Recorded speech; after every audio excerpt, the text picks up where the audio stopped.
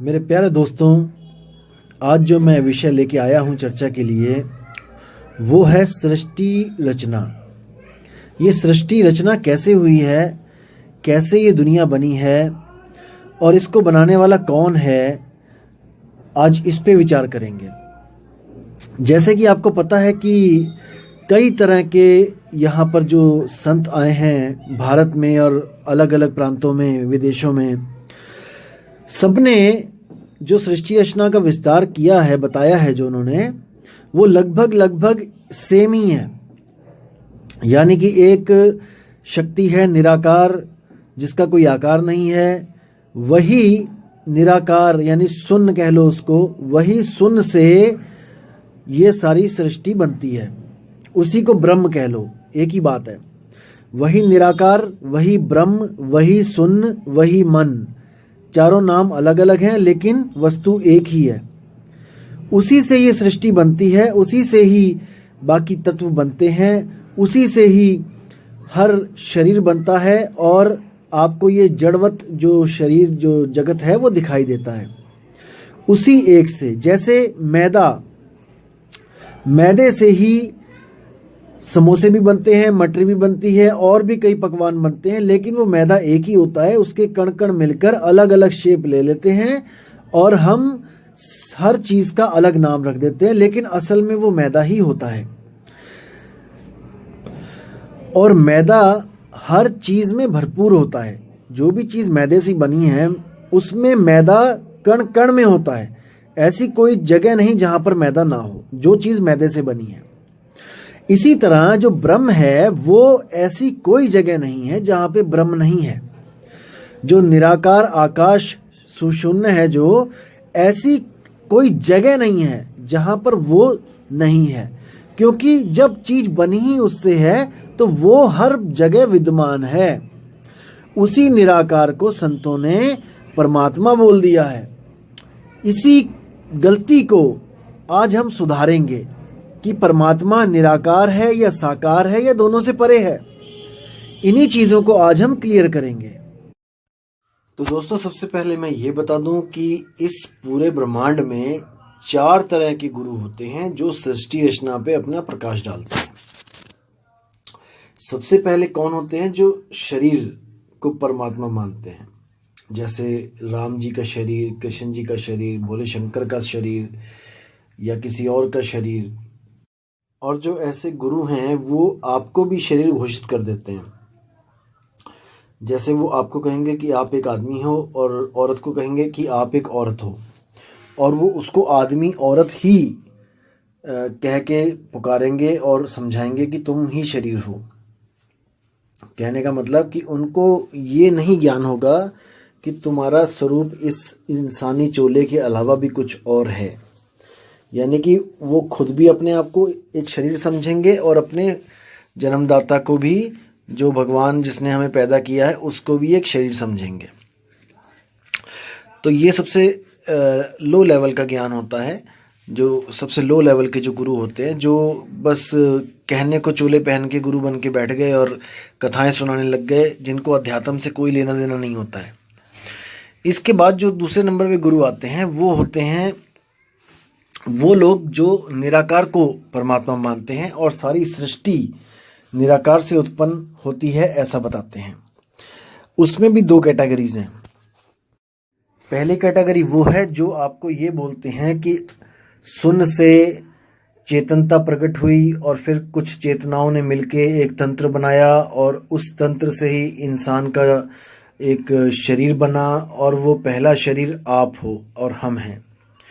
ऐसा बोलने वाले ये सिद्ध करते हैं कि सब कुछ शून्य से ही पैदा हुआ है, लेकिन वो लोग ये सिद्ध नहीं कर पाते कि शून्य कैसे प्रकट हो गया, कि आत्मा से शून्य कैसे प्रकट हो गया। तो वो लोग यहाँ पर बात को गोलमोल करने के लिए कह देते हैं कि ये तो अटल विधान है, ये तो आत्मा का सनातन विधान है, या फिर ऐसा कोई बड़ा सा डायलॉग मार के आपको, क्योंकि उनके पास जवाब नहीं होता इस बात का, तो वो इसको एक अटल नियम करके बात कर देते हैं कि ये तो प्रकृति का नियम है।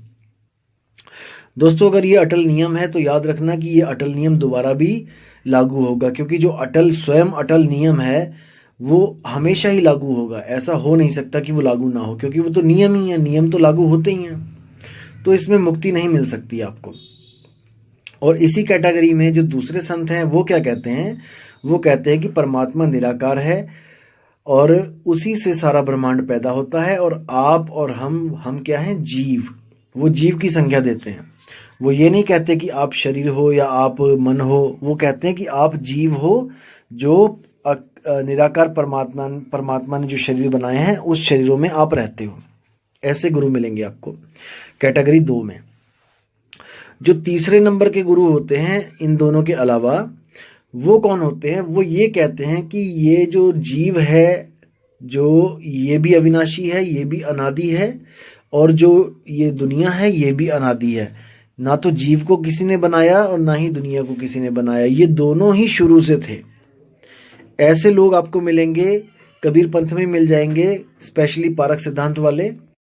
वो लोग ये नहीं मानते कि इन शरीरों को किसी ने बनाया है, इस धरती आसमान को किसी ने बनाया है। वो कहते हैं ये अनादि है, ये शुरू से ही था। तो तीसरे टाइप के ये संत होते हैं। जो चौथे टाइप के संत होते हैं उनको ये पता होता है कि आत्मा से ब्रह्म कैसे पैदा हो गया और कहाँ पे गलती हुई है, ब्रह्म से सृष्टि कैसे बनी है। उनको हर चीज पता होती है और वो हर गतिविधियों को जानते हैं कि कहाँ पर गलती हुई है, कहाँ पे ये सृष्टि बनी है। ये जो इस प्रकार के जो संत होते हैं वो परम संत होते हैं। उनको गलती का पता होता कि गलती कहाँ हुई है।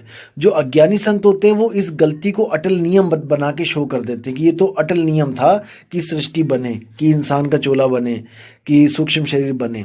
क्योंकि वो अज्ञानी होते हैं, उनको नहीं पता होता कि असल में भेद क्या है, क्योंकि वो भी हमारी आपकी तरह ही इस दुनिया में आए हैं गर्भ में उल्टा लटक के। तो ये जो भूल की बात मैं बता रहा हूँ, जो अखंड नियम बोल के जो गुमराह कर देते हैं लोगों को, क्योंकि ज्ञान नहीं होता इसलिए। तो इन गलतियों को सुधारने के लिए जो परमपिता परमात्मा आता है उसकी नज़रों से कुछ भी बचा नहीं आज तक। उसको सब पता है कि सृष्टि कैसे पैदा हुई है, गलतियां किससे हुई हैं। तो मैं आज उन्हीं परमात्मा की आपको एक वाणी बताऊंगा और उस वाणी में आप देखिएगा कि कैसे स्पष्ट लिखा है कि गलतियां कहाँ कहाँ हुई हैं।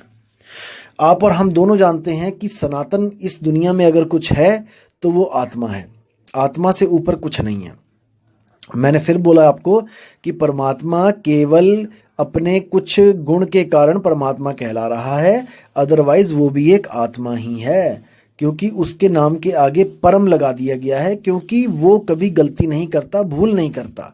बस यही कारण है कि वो परमात्मा कहला रहा है और हम सब आत्माएं कहला रही हैं। असल में आत्मा ही सनातन है, और सनातन जो है उसी से गलती हुई है, आत्मा से ही गलती हुई है। ये मैं कह रहा हूं इसलिए आपको यकीन नहीं हो रहा, लेकिन मैं आपको कबीर साहब की वाणी से प्रूफ करता हूं कि ये कैसे हुआ है। तब शायद आपको समझ में आए और आपकी जो विवेक बुद्धि है वो शायद ज्यादा काम करने लग जाए। तो शुरू करते हैं वाणी। संतों ऐसी भूल जग माही, जाते जीव मिथ्या में जाही। तो साहिब कह रहे हैं कि संतों, देखो हम लोग महामूर्ख अज्ञानी लोग हैं, फिर भी कबीर साहब में इतनी शालीनता है कि वो हमें अज्ञानियों को संतों कह के पुकार रहे हैं। और हम जैसे मूर्ख, देखो उन संतों को हम लोग अज्ञानी, फंसाने वाला, मूर्ख, पता नहीं क्या क्या बोल देते हैं। यहां से पता लगता है कि बुद्धि का लेवल कितना है हम लोग का। तो आप समझदार हैं, आप समझिए इस ज्ञान को। तो क्या कहते हैं, संतों ऐसी भूल जग माही, जाते जीव मिथ्या में जाही। साहिब कह रहे हैं कि ऐसी भूल जगत में पड़ गई है जिससे हर जीव झूठ की राह पे चला हुआ है, यानी झूठी मुक्तियों के चक्कर में फंसा हुआ है। अब कहते हैं, पहले भूले ब्रह्म अखंडित, झाई आपु ही मानी। यानी कि जो ब्रह्म जिसको बोला जाता है कि वो अखंडित है, वो परमात्मा है, जिसके लिए कई बार बोला जाता है अहम ब्रह्मास्मि, एको ब्रह्म द्वितीयो नास्ति। तो ऐसा ब्रह्म जो है, कबीर साहब कहते हैं वो खुद भूला हुआ है। वो अपने स्वरूप को भूल के अपनी ही परछाई को सत्य मान के बैठ गया, और इसी परछाई से उसने इच्छा करके, अभिमान प्रकट करके ये सृष्टि रच दी। झाई में भूलत इच्छा कीनी, इच्छा ते अभिमानी। अभिमानी करता हुए बैठे, यानी अभिमानी होकर कर्ता पुरुष बन बैठा, वो इस दुनिया को बनाने वाला बन बैठा और उसने दुनिया प्रकट कर दी। अभिमानी करता हुए बैठे, नाना पंथ चलाया। वही भूल में सब जग भूला, भूल का मरम न पाया। अब जैसे ही उसने ये भूल करी और इस सृष्टि को बनाया, तो हम लोग जो थे, हम लोग भी उसी भूल में भूल गए। जितनी भी आत्माएं थी वो सब भूल गईं उसी की भूल में। जैसे वो भूला ऐसे ही सब भूलते चले गए। वही भूल में सब जग भूला, यानी एक ही भूल थी हमारी सबकी और उसी में हम भूलते चले गए। 184 भूलते कहिए, भूलते जग बिटमाया। जो है सनातन सोई भूला, अब सो भूल ही खाया। देखो कितना साफ बोल दिया कबीर साहब ने कि 184 भूलते कहिए, कि 184 जो जूने बनी है वो सब हमारी भूल से ही बनी है। भूलते जग बिट माया, जो है सनातन सोई भूला। अब जो सनातन है, जो आत्मदेव है, जिसको आत्मा कहते हैं वही सबसे पहले भूल गया, वही भूला हुआ है। अभी तक उसकी भूल ठीक नहीं हुई है, अभी तक वो सुरती उसकी धक्के खा रही है। भूल मिटे गुरु मिले पारखी, पारख दे लखाई। कहें कबीर भूल की औषध, पारख सबकी भाई। देखो कितना प्यारा शब्द है। कहते हैं भूल मिटे गुरु मिले पारखी। भूल तब मिटती है जब पारखी गुरु मिल जाता है। पारखी गुरु का मतलब ये नहीं कि परख सिद्धांत वाला, पारखी का मतलब है जो परख करना जानता है वो गुरु, क्योंकि गुरु की परख के द्वारा ही चेले की परख काम करती है। अगर गुरु ही पारखी नहीं है तो चेला पारखी नहीं हो सकता। आप समझ रहे हैं मैं क्या कह रहा हूं। जो इतने बड़े बड़े गुरु गद्दियों पे जो बैठे हुए हैं, इनकी खुद अकल मारी गई है। ये खुद नहीं समझ पा रहे हैं कि हमारे गुरु ने हमें क्या दिया है और उसी को सत्य मान के बैठे हैं। अपनी बुद्धि चलानी इन्होंने छोड़ दी है, इसलिए परख इनकी मर गई है। लेकिन कबीर साहब कहते हैं कि जो गुरु मिले पारखी, अगर पारखी गुरु आपको मिल जाता है तो आपकी भूल जो है उसको मेट देता है, आपकी भूल को खत्म कर देता है। भूल मिटे गुरु मिले पारखी, पारख देई लखाई। कहें कबीर भूल की औषध, पारख सबकी भाई। यानी कि जितने भी हैं सब हम लोग, हम सबकी एक ही औषधि है, वो है पारख। किसका पारख? शब्द का पारख। जैसे साहिब कहते हैं शब्द शब्द सब कोई कहे, हर संत शब्द लेके बैठा है, ऐसा कोई संत नहीं जो शब्द लेके नहीं बैठा है। शब्द शब्द सब कोई कहे, वह तो शब्द विदेह, जीवा पे आवे नहीं, निरख परख कर ले। तो साहिब कहते हैं क्या करना है? निरख और परख, उसको अच्छी तरह निरख लो और अच्छी तरह परख लो कि जो शब्द हमें मिलने जा रहा है उससे हमारी मुक्ति होगी कि नहीं। मुक्ति की बात है यहाँ पे दोस्तों। अब ऐसा नहीं है कि किसी भी शब्द से मुक्ति मिल जाए, ऐसा नहीं है। केवल सार शब्द से मुक्ति मिलती है और वो सार शब्द किसी ग्रंथ में नहीं लिखा है। उसी सार शब्द को मूल ज्ञान कहते हैं। जैसे साहिब ने बोला है 33 अरब ज्ञान हम भाखा, सार शब्द हम गुप्त ही राखा। तो सार शब्द गुप्त कहाँ रखा है भाई? ये समझना है। वो दिया है संतों के हाथ में, यानी कि संतों को भेद दिया है सार शब्द का। 33 अरब ज्ञान कहाँ लिखा है? किताबों में। लेकिन वो 33 अरब ज्ञान एक मूल ज्ञान की तरफ इशारा करता है। जिस लेवल का बच्चा होता है उस लेवल में सतगुरु ज्ञान देते हैं और वो ज्ञान उसी मूल की तरफ इशारा करता है। और वो मूल शब्द कहाँ पे रखा है? वो सतगुरु के पास रखा है। सतगुरु जब मिलता है तो वो भेद बताता है। 33 अरब ज्ञान पढ़ने की जरूरत नहीं है भाई। कोई सोचे कि 500 साल लग जाएंगे पढ़ते पढ़ते, भाई वो मूर्ख है। तो कबीर साहब कहते हैं जो तुम चाहते हो, सार शब्द चाहते हो, तो सतगुरु के पास जाओ, विवेक के द्वारा उसको परखो। अनपढ़ बंदा तो कभी भी मुक्ति ना पा पाए। अगर उसको पढ़ने के बाद ही मुक्ति मिलनी है तो वो तो किसी ग्रंथ को पढ़ ही नहीं पाएगा। तो ग्रंथों को पढ़ना तब होता है जब सतगुरु नहीं होता है। जब सतगुरु मिल जाता है, जब सत्संग मिल जाता है, तो आप ग्रंथों को छोड़ो, आप वाणी पे विचार करो, वाणी क्या कह रही है। और आप इतने मूर्ख नहीं हो कि आपको कोई मूर्ख बना जाए। हर वाणी का एक मतलब होता है, सार होता है, और जो हंस होते हैं वो उस सार को समझ लेते हैं। जो कौवे होते हैं वो सार असार को नहीं समझ पाते हैं। तो बात है मुक्ति की, हमें मुक्ति चाहिए। अब दोस्तों एक सवाल आता है कि अगर मुक्ति चाहिए तो किससे चाहिए? किसने हमें बंधन में डाला हुआ है? हमें मुक्ति चाहिए, किसने हमें बंधन में डाला है? हम कौन हैं? ये सबसे बड़ा सवाल है दोस्तों। कई ऐसे आपको जो अज्ञानी गुरु मिलेंगे जो आपको कहेंगे कि आप मन हो, क्योंकि आप सुख दुख को भोग रहे हो, सुख दुख महसूस कर रहे हो, इसलिए आप मन हो। दोस्तों अभी उनको मन की परिभाषा तक नहीं पता है कि मन होता क्या है। मन जड़ होता है, लेकिन चेतन का सहारा लेके, यानी आत्म तत्व का सहारा लेके वो चेतन दिखाई देता है। जैसे आप खुद लगाओ, अपने ऊपर लगाओ कि आपका शरीर जड़ है। शरीर जड़ है, केवल चेतन इसलिए दिखाई दे रहा है क्योंकि इसमें चेतन सत्ता विराजमान है। आपकी आत्मा जो सुरती है, आत्मा की सुरती इसमें टिकी हुई है, इसलिए ये चलता है, फिरता है, उठता है, बैठता है, खाता है। कोई इसको मृत नहीं कह सकता। लेकिन जिस दिन ये सुरती निकल जाती है यहां से, शरीर से, तो उसी दिन ये मृत कहला जाता है। अब लोग क्या कहेंगे कि ये बंदा मर गया, यानी कि इसमें कुछ ना कुछ कमी है। देखो हार्ट, लीवर, किडनी, सब कुछ, नाक, आंख, कान, सब कुछ वही है, लेकिन फिर भी क्या चीज है जो उसमें नहीं है? दोस्तों वो आत्मा है। आत्मा नहीं है इसलिए वो मृत है। कई ऐसे आपको स्वयंभू आत्मज्ञानी मिलेंगे जो आपको ये बोलेंगे कि आत्मा निर्जीव और सजीव दोनों वस्तुओं में होती है।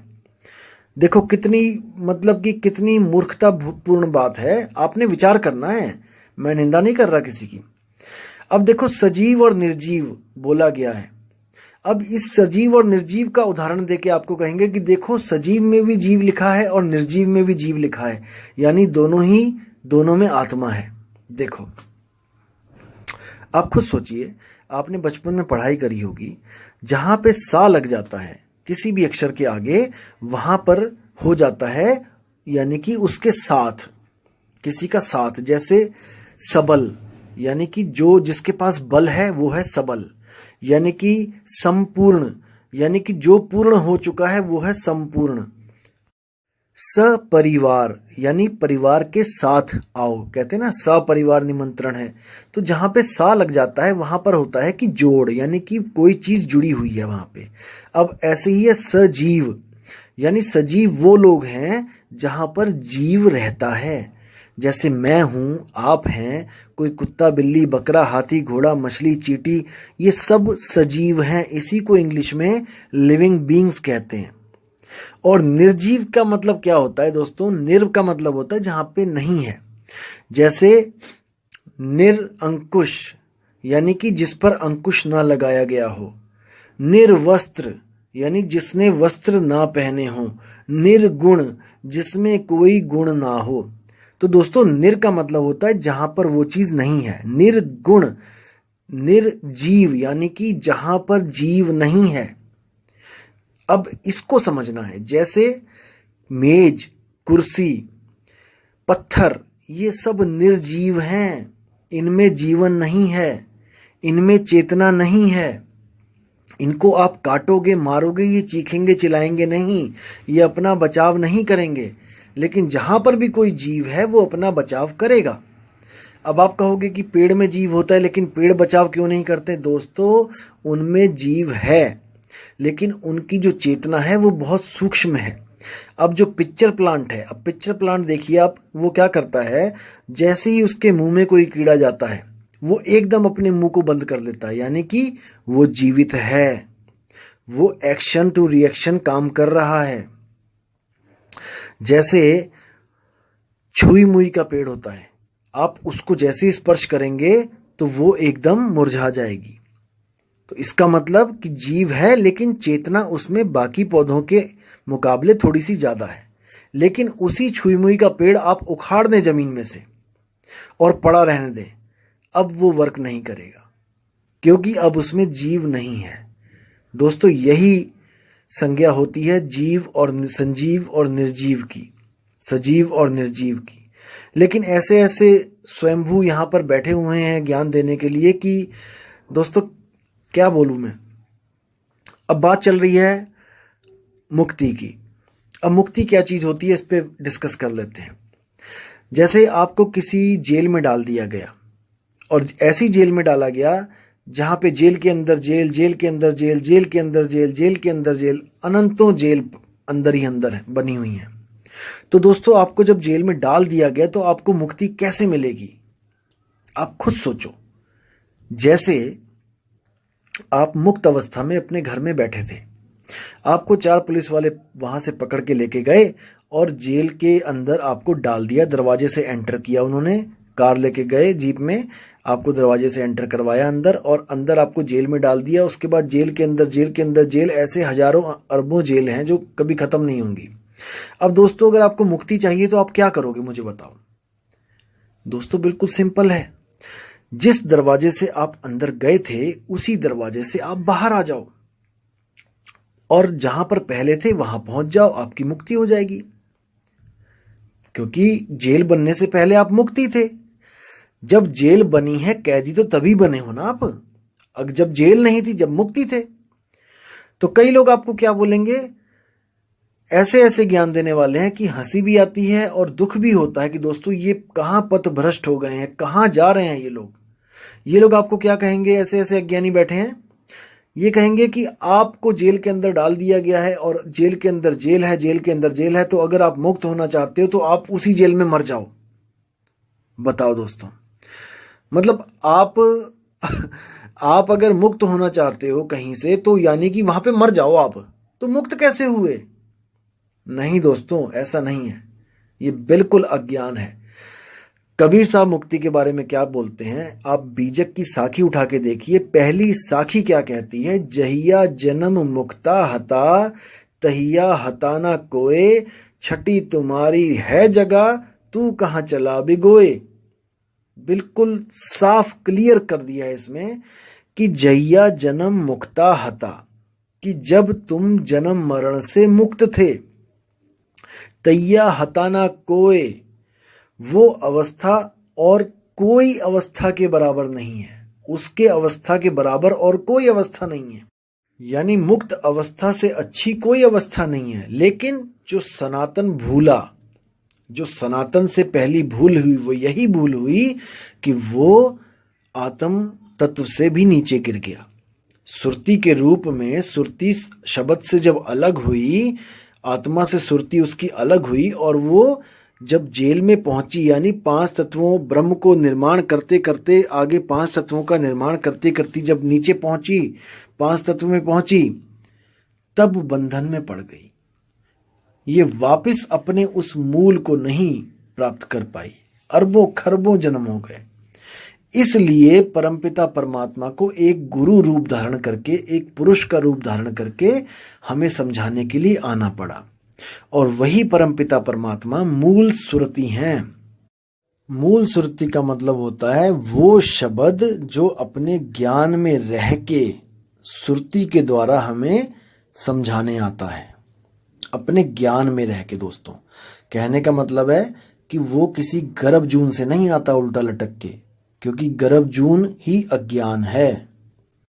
तो दोस्तों, अब आपसे मैं विदा चाहूँगा और बहुत ही जल्दी एक नई ऑडियो के साथ आऊँगा, जिसमें मैं आपको 4 राम के बारे में बताऊँगा कि वो 4 राम क्या है। तो आप लोगों का दिन मंगलमय हो, यही चाहूँगा मैं परमपिता परमात्मा से। तब तक के लिए मुझे आज्ञा दें।